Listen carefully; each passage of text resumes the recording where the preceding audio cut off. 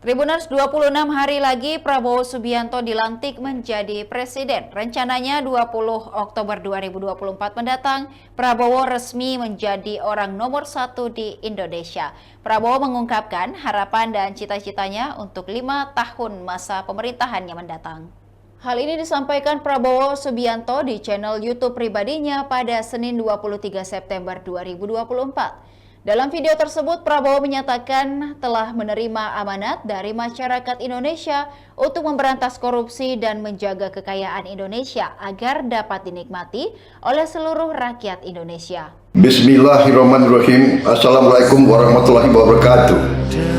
Salam sejahtera kita sekalian. Shalom. Om Swastiastu. Namo Buddhaya.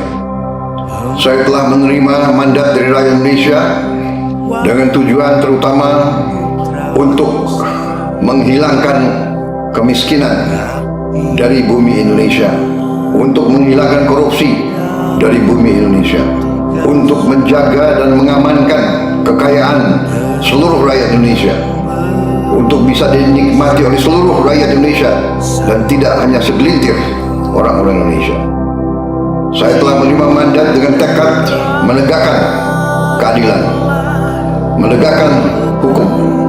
Saudara-saudara sekalian, bersama-sama kita akan melaksanakan hilirisasi, yaitu kekayaan Indonesia harus diolah di Indonesia. Kekayaan kita harus kita urus dengan sebaik-baiknya. Anak-anak kita harus makan dengan bergizi tiap hari.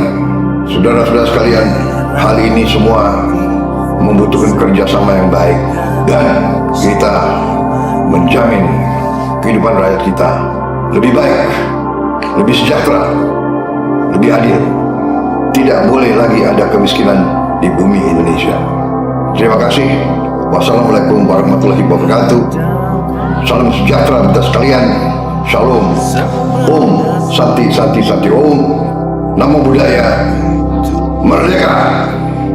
Demikian Tribun Timur Hot News kali ini. Tribuners, jangan lupa untuk tetap saksikan program menarik lainnya hanya di kanal YouTube dan Facebook Tribun Timur. Download Tribun X sekarang, menghadirkan lokal menjadi Indonesia.